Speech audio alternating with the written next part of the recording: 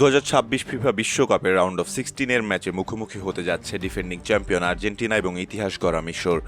আটলান্টার Mercedes Benz স্টেডিয়ামে দুই দলের হাই ভোল্টেজ ম্যাচটি অনুষ্ঠিত হবে।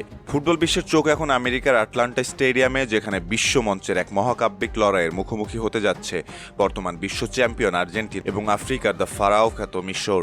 একদিকে লিওনেল মেসি ট্রফি ধরে রাখার মিশন, অন্যদিকে মোহাম্মদ সালার ইতিহাস গড়ার স্বপ্ন। এই ভিডিও জুড়ে আমরা বিশ্লেষণ করব রোমাঞ্চকর ম্যাচের প্রতি মুহূর্তের আপডেট, দুই দলের শক্তি, দুর্বলতা এবং শেষ পর্যন্ত কে জিতবে এই ম্যাচে। বিস্তারিত জানতে সম্পূর্ণ ভিডিওটি দেখতে থাকুন।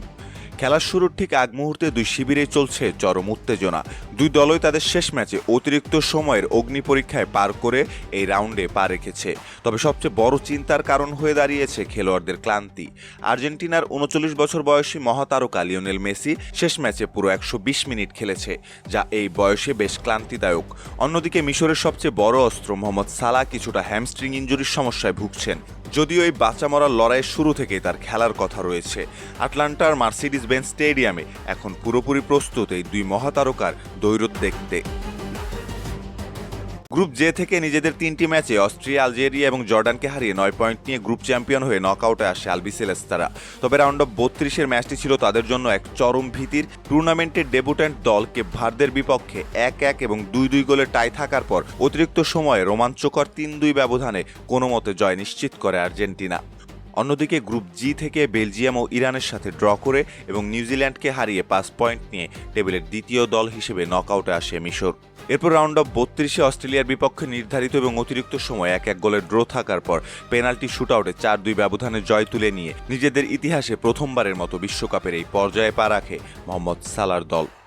আর্জেন্টিনার প্রধান শক্তি তাদের আক্রমণ ভাগ এবং স্কোয়াডের গভীরতা। লিওনেল মেসি এই টুর্নামেন্টে ইতিমধ্যে 7 গোল করে গোল্ডেন বুটের দৌড়ে সবার আগে রয়েছেন। এছাড়াও লাউতারো মার্টিনেজ, হুলিয়ান আলভারেসের মতো বিশ্বমানের স্ট্রাইকার এবং দলের নিখুঁত পাসিং অ্যাকুরেসি প্রতিপক্ষের রক্ষণ ভাগ ভেঙে ফেলার জন্য যথেষ্ট। ডিফেন্ডিং চ্যাম্পিয়নদের মূল চিন্তার জায়গা তাদের ডিফেন্সের হাইলাইন প্লে এবং ক্লান্তি। কেপ ভার্দের বিপক্ষের ম্যাচে দেখা গেছে ফুলব্যাকদের পেছনের ফাঁকা জায়গা ব্যবহার করে প্রতিপক্ষ কাউন্টার অ্যাটাকে গোল করে নিয়েছে। এছাড়া টানা খেলার কারণে দলের প্রেসিং ফুটবল কিছুটা ঝিমিয়ে পড়েছে। মিশরের সবচেয়ে বড় শক্তি তাদের দুর্দান্ত কাউন্টার অ্যাটাকিং ফুটবল এবং দলগত রক্ষণভাগ। মোহাম্মদ সালাহ এবং ম্যানচেস্টার সিটির ফরওয়ার্ড ওমর মারমুশ কাউন্টার অ্যাটাকে যে কোনো রক্ষণভাগকে চূর্ণ বিচূর্ণ করতে পারে। এছাড়া সেট পিস, ফ্রি কিক কিংবা কর্নার থেকে গোল করায় মিশর অত্যন্ত পারদর্শী। হাই প্রেশার ম্যাচে মিশর এখনও খুব বেশি আক্রমণাত্মক ফুটবল খেলতে পারে না, যা তাদের স্বভাবের বাইরে। পাশাপাশি বড় টুর্নামেন্টে নকআউট পর্বের অভিজ্ঞতার অভাব এবং ডিফেন্সে নিজেদের করা আত্মঘাতী গোলের প্রবণতা তাদের বড় ধরনের বিপদে ফেলতে পারে। ফুটবল ইতিহাসে আর্জেন্টিনা ও মিশরের মুখোমুখি হওয়ার রেকর্ড খুবই সীমিত। এর আগে আন্তর্জাতিক প্রীতি ম্যাচে মাত্র একবারও এই দুই দল মুখোমুখি হয়েছে, যেখানে আর্জেন্টিনা 2-0 ব্যবধানে মিশরকে পরাজিত করেছিল।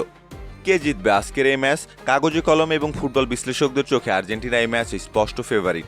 অপটা সুপার কম্পিউটারের সিমুলেশন অনুযায়ী নির্ধারিত 90 মিনিটের মধ্যে আর্জেন্টিনার জয়ের সম্ভাবনা 69%। মিশরের জয়ের সম্ভাবনা 12.3%। ম্যাচটি অতিরিক্ত সময়ে যাওয়ার সম্ভাবনা রয়েছে 18.5%। তবে দর্শক, মিশর শুরু থেকেই হয়তো রক্ষণাত্মক খেলবে, সালাহ ও মারমুশের গতির উপর ভর করে কাউন্টার অ্যাটাকেরই চেষ্টা করবে। তবে আর্জেন্টিনার স্কোয়াড ডেপথ এবং মাঝ মাঠের নিয়ন্ত্রণের সামনে পুরো 90 মিনিট মিশরের টিকে থাকা কষ্টকরই হবে। লিওনেল মেসির জাদুকরী ফর্মের উপর ভর করে আর্জেন্টিনা 2-0 ব্যবধানে অথবা 2-1 ব্যবধানে ম্যাচটি জিতে কোয়ার্টার ফাইনালে জায়গা করে নেবে। দর্শক, আপনার কি মনে হয়, সালার মিশর কি পারবে ডিফেন্ডিং চ্যাম্পিয়নদের বিদায় করে কোয়ার্টার ফাইনালে জায়গা করে নিতে, নাকি লিওনেল মেসির ম্যাজিকেই শেষ হাসি হাসবে আর্জেন্টিনা? জানিয়ে দিতে পারেন কমেন্ট সেকশনে। সময় দিয়ে সাথে থাকার জন্য অসংখ্য ধন্যবাদ।